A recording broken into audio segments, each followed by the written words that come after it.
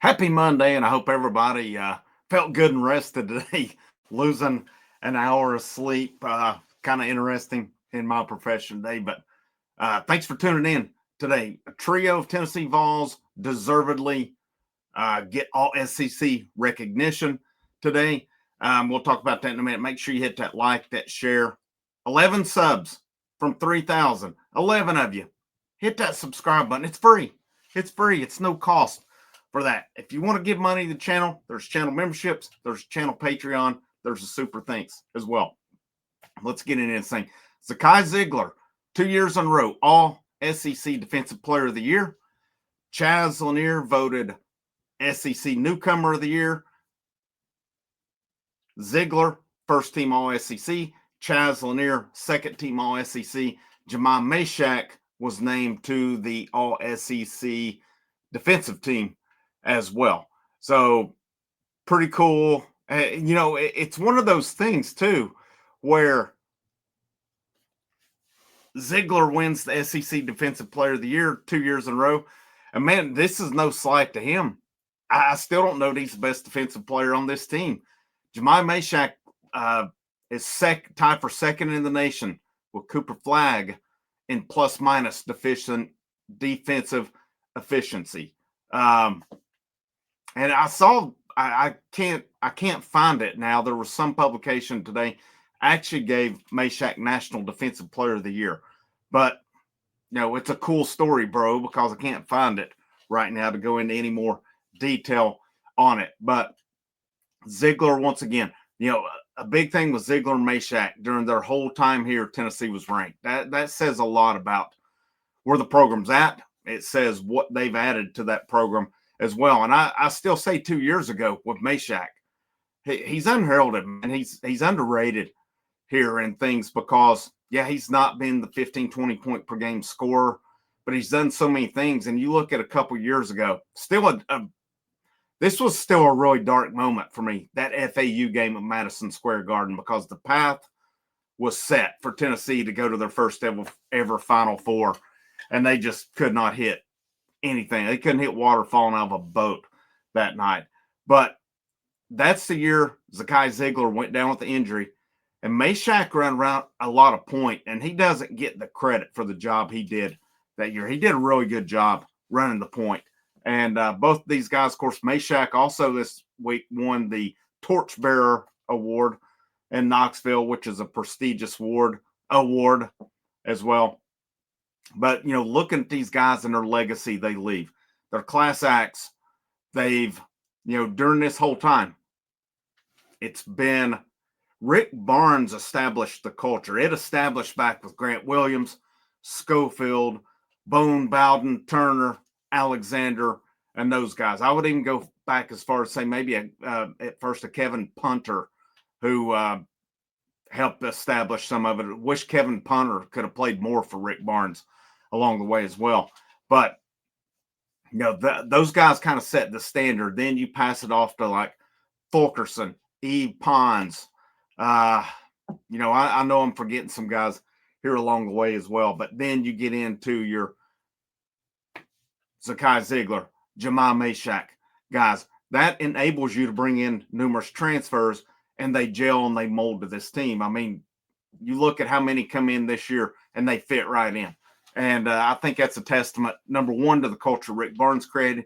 Number two, to the type of leaders that Zakai Zeigler and Jemai Mashack have been in their time in Knoxville. Well-deserved awards for them, though. And, of course, Broom from Auburn, SEC Player of the Year. I think that was a foregone conclusion on it. But I'm curious to see Zakai Zeigler is going to be an All-American. Is he going to be first team, second team, or what? But he has to be an All-American this year. And he stands a good chance of setting the all-time assist record at Tennessee this year as well. Now, Tennessee's only guaranteed 2 more games.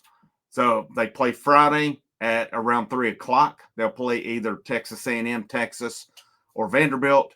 And then, if they were to lose that, they'll go to the NCAA tournament, where I really think even if they lose that, they're no worse than a 2 seed. Nothing's guaranteed from this point forward. They're guaranteed 2 more games. That's it. Zakai Zeigler, though, arguably is going to go down as one of the best point guards in Tennessee basketball. It's not even arguable. It's not arguable that he's one of. It is arguable, is he the best that's come through? Tennessee's had some pretty good point guards. Zeigler, to me, the first name comes to mind is Tony White. How if you look at accolades and team stuff, it's probably not going to be close as far as Zeigler goes. Zeigler makes a real good case to be the best point guard in Tennessee basketball history. Of course, C.J. Watson was a heck of a point guard as well. Wish C.J. Watson would have benefited from being on some better teams while he was here, but he was a really good point guard also. Now we're into looking at it again. Zeigler, first team, all SEC defensive team. Lanier, SEC newcomer, second team. Meshack, all SEC defensive team. It's real now, man. It is real. SEC tournament. Tennessee still withstands to play to get a number one seed, or not withstands. They have a shot at it, in my opinion. I think if this SEC tournament matters, if Tennessee were to win this thing, they've got to be a number one seed. I think they have to win it to get a one seed, because odds are, like I said, there's the three teams you mentioned. Then you've got probably Auburn. Auburn lost 2 games last weekend. I don't see Auburn losing on Friday. You're going to have to beat probably Auburn on Saturday, and then odds are got to beat Florida or Alabama. Now, who knows at this point? A team like Kentucky could get hot, or whomever. But to me, if Tennessee were to make that run, win the SEC title tournament, if these things truly matter, Tennessee should be the 1 seed, the 4th 1 seed at that point, because Auburn, Duke, Houston are locked up. To me, right now, it's between Florida, Alabama, Tennessee. In my opinion, if it's between those 3 and you don't have a Michigan State or a St. John's sneak in, whoever goes the furthest this weekend is your 1 seed on it. And whether that's win it, or, if a Florida or Alabama goes up and plays, say, in Auburn and loses, then that team to me is the number 1 seed. But we'll see. I think it would be to me, if I already question the legitimacy of these tournaments. And a good point was made.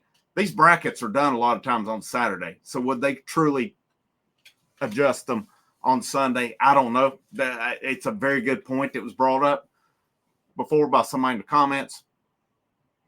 But if they're legitimate, if these conference tournaments still matter, if that's your battle for it, if Tennessee were to win the SEC conference tournament, to me, there's no way you can deny them the number 1 seed. But it is the NCAA. Anything is possible, as we know. Hit that like, that share. 11 of you. Hit subscribe on here. I want to promote the channel. I hadn't done this in a long time. I've just kind of did it. I'll let you guys choose. I'll still go. The House of Orange changed the game. When we come along, we start covering post-game basketball, post-game baseball. None of your other YouTubes start doing it. Others start doing it once the House of Orange started doing it. It's that time.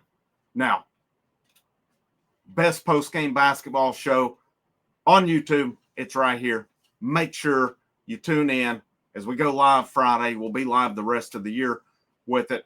We'll do some live stuff with baseball this coming weekend as we get into SEC play as well. This is your time to choose the best one. The best is right here, and I'll stand by it all day long. Frank the Tank Rock, House of Orange, go Vols.